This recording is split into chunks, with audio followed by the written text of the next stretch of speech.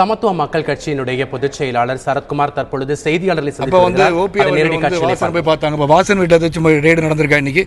அப்போ it looks like very clear political Vendetta that Sarathkumar இன்னைக்கு வந்து பிரச்சாரத்துக்கு போகக்கூடாதுன்ற எண்ணத்தை உருவாக்குவது போல் இருந்தனால்தான் நான் 5:45 3 வரைக்கும் நீங்கள் பிரச்சனை நீங்கள் வந்திருந்தா கூட அன்பு சகோதரர்கள் உங்களை சந்திப்பது அவங்களுடைய வேலையை பார்க்கட்டும், அவங்களுக்கு கடமையை ஆற்ற வேண்டும் என்ற அடிப்படையில் நான் வந்து பேசாமல் இருந்தேன். ஆனால் உங்களுக்கு வந்து தெரியணும், மக்களுக்கு என்ன நடக்குன்னு தெரியணும். நான் காலையில் வந்து நான் 3 நாள் படப்பிடிப்பில் நேற்று தான் வந்து இறங்கினாங்க.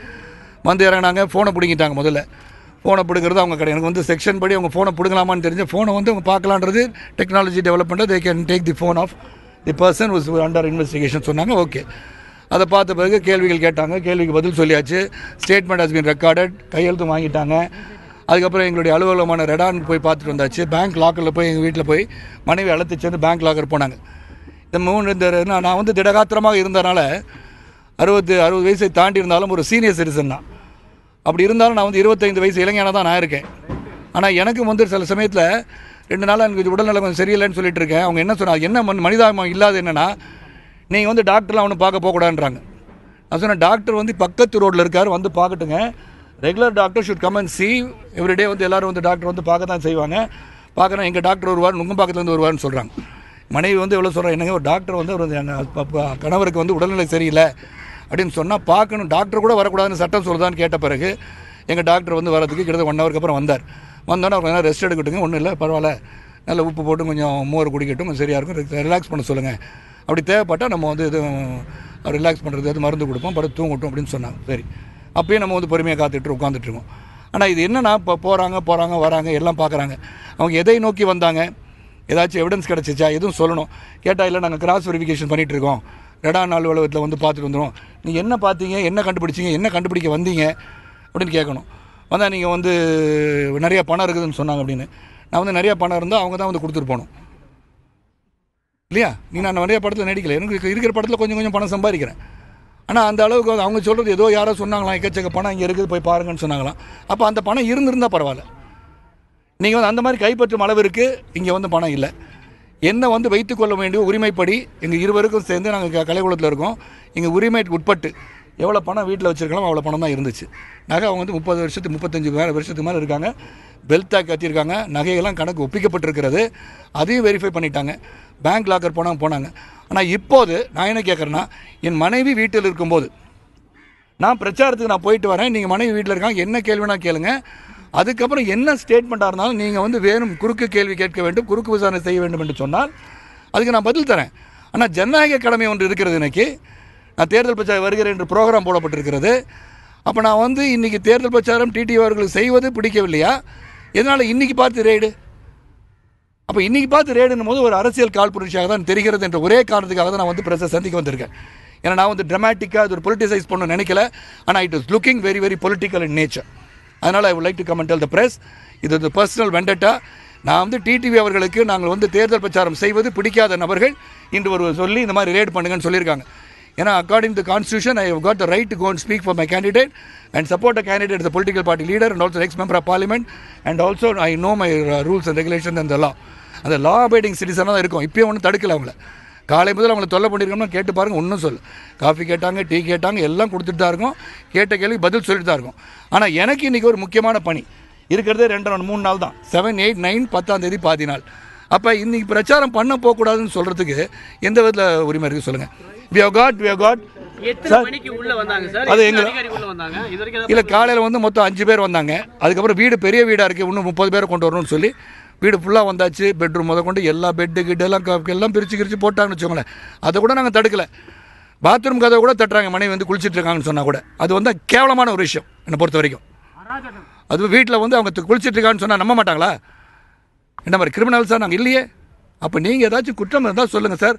இந்த பாருங்கள், we have found so much of money which is accumulated wealth மாதிரி எவ்வளோ பணம் எவ்வளோ இருக்குது அப்படின்னு சொல்லி கேட்டிங்கன்னா அதுக்கு நாங்கள் வந்து பதில் சொல்ல மாதிரி இருக்கும். நீங்கள் தெரியலன்னா பரவாயில்ல. you have not found anything beyond what is the available limit that we could keep at home. அவங்க ஒரு நிமிஷம் ஒரு சூழல்ல வந்து எப்பொழுதுமே பொதுவாக வந்து வேற யாருக்கும் உள்ள விட மாட்டாங்க. அமைச்சர் உள்ள வர்றாரு, நீங்க செய்தியாளர் இல்ல அமைச்சர் வரல. ஒரு நிமிஷம் நான் வந்து செய்தியாளர் இப்படியான நெருக்கடியான சூழலில் நீங்க இது மாதிரி செயல்பட முடியல. அப்புறம் எப்படி நீங்க முழுமையா அவங்க குற்றச்சாட்டு இல்ல அவங்க குற்றச்சாட்டு வைக்கலையே, நானா வரேன் இப்போ. ஏன்னா எனக்கு காலையில நீங்க நிக்கிறீங்க, people should also know what is happening இல்லை. அவங்க வந்து இந்த கடமை ஆட்டிட்டு தான் இருக்கு, இல்லைன்னு சொல்லி அவன் தடுக்கலையே, கேட்டு பாருங்க. இல்லை அது சொன்னோன்னா புரிஞ்சுட்டு அவங்க வந்து அவங்களுக்கு என்ன செய்ய தெரியும், நானே கடமை செய்ய விடுங்க, அவங்க போயிட்டு வரட்டும், லாக்கர் தான் போகிறாங்கன்னு சொல்லிட்டேன். We have not prevented them from doing any of the duties. I've been very polite to them. I've been very polite to the officers. I never stopped them from doing whatever they wanted. இங்கேருந்து ரெடான் மீடியாவுக்கு போனோன்னு address கேட்டாங்க, புது address இருக்கிற இடத்தையும் சுட்டி காட்டி அங்கேயும் போய் பார்த்துட்டு வந்துட்டாங்கல்ல. So what is it that you are looking for எனக்கு தெரியணும். You want to prevent Sarathkumar from going to the campaign, அப்போ சொல்லுங்கள். சார் இப்போ இறுதியா என்ன சார் சொல்றாங்க, நீங்க பிரச்சாரத்துக்கு போறதுக்கு இல்லை அவங்களுடைய நோக்கம் எனக்கு தெரிஞ்சு, நான் காலையிலேருந்து ஒரு நிமிஷமா அவங்க வந்து முடிவு பண்ணிட்டு இருக்காங்க. அவங்க வந்து பிரச்சாரத்துக்கு போகிறது வந்து தடுப்பதற்கான முயற்சி தான் என்பதை இப்பொழுது சொல்லுகின்ற சூழல் இருந்தால் தான். நீங்கள் கேட்டிங்க இல்லையா, நீங்கள் வந்து எப்படி வந்து வெளியே பேசுகிறீங்க. அமைச்சர் இல்லை, Thalavai Sundaram is legal advisor, is also senior advocate. ஆமாம், எல்லாம் அவங்க சீனியர் அட்வொகேட்டோட வந்திருக்காங்க. அவங்க வந்து பிரச்சாரத்துக்கு வந்து ப்ரோக்ராம் பண்ண பிறகு ஏன் வரலன்றது ஆதங்கத்தோடு வந்திருக்காங்க. They are coming and saying இது வந்து ரெப்ரசென்டிங் அ கேஸ். வேறு அவங்க வந்து ப்ரோக்ராம் போட்டிருக்காங்க, அந்த ப்ரோக்ராம் படி நீங்கள் நிகழ்ச்சி நடக்கணும், பிரச்சாரத்துக்கு போகணும், நீங்கள் வந்து அலோவ் பண்ணுங்க ரிக்வஸ்ட் தான் பண்ணுறாங்க. அவர் போயிட்டு வரட்டும், மனைவி இங்கே தான் இருக்காங்க, அவங்க ஏன் கூட வரல பிரச்சாரத்துக்கு, அவங்க இங்கே இருக்காங்க. வாட் எவர் கொஸ்டின்ஸ் அதர் நீ அவங்கள கேளுங்க, அவங்க பதில் சொல்லுவாங்க. அதுக்கப்புறம் you want to record a statement from me, you can record it. ஜனநாயக கடமைன்னு ஒன்று இருக்குல்ல, எலெக்ஷன் கமிஷன் வந்து எங்களுக்கு பர்மிஷன் கொடுத்துருக்காங்க பிரச்சாரம் பண்ணுறதுக்கு. இன்றைக்கி அவங்க கொடுக்கலன்னா பரவாயில்ல, அவங்க கொடுத்துருக்காங்க. அப்போ நீங்கள் இல்லை போகிறவங்க அவங்க வந்து எல்லாம் பார்த்தாச்சுங்க, சோதனை பண்ணிட்டாங்க, பணம் என்ன இருக்குன்னு பார்த்தாங்க, கணக்கு பண்ணிட்டாங்க, எல்லாம் பண்ணி திருப்பி எங்கள் லாக்கர் எடுத்த இடத்துல வச்சு பூட்டி சாவி இவங்கள்ட்ட கொடுத்துட்டாங்க. அப்போ that if the clearly shows இது எக்ஸஸாக இது இல்லைன்னு அர்த்தம். இல்லை அதை எடுத்து சீலில் வச்சுருக்கணும் அவங்க. ஸோ அவங்க வைக்கணும். இப்போ நான் சொன்ன பிறகு நான் சீல் வைக்கணும்னு நினச்சிட்டு வச்சுட்டாலும் வச்சுக்கிட்டு எங்களுக்கு ஒன்றும் கவலை கிடையாது. ஆனால் என்னை பொறுத்த வரைக்கும் I need to go and campaign.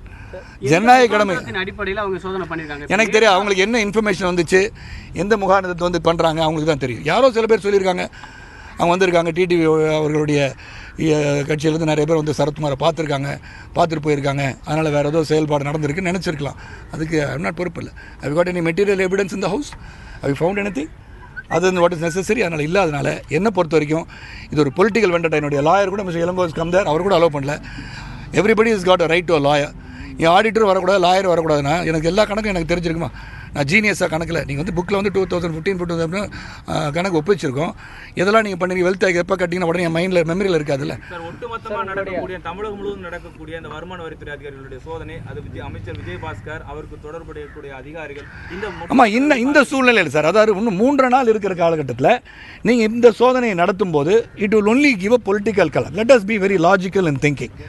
It will only give a political colour. அது இன்றைக்கி நீங்கள் பண்ண வேண்டாம். அப்படி இருந்தால் madam your husband can go, நாங்கள் வந்து இருந்து பார்த்துக்குறோம், நாங்கள் வந்து you can answer every question. நீங்கள் என் ஃபோனெல்லாம் பிடிக்கும் கூட என் ஒய்ஃப்ட்ட கொடுத்துருங்க. நீ வெளியே போனால் என்ன நான் வந்து ஒரு கொலை குற்றவாளி வந்து தடயங்களை வந்து அழிக்கவா போகிறேன்? இல்லையே.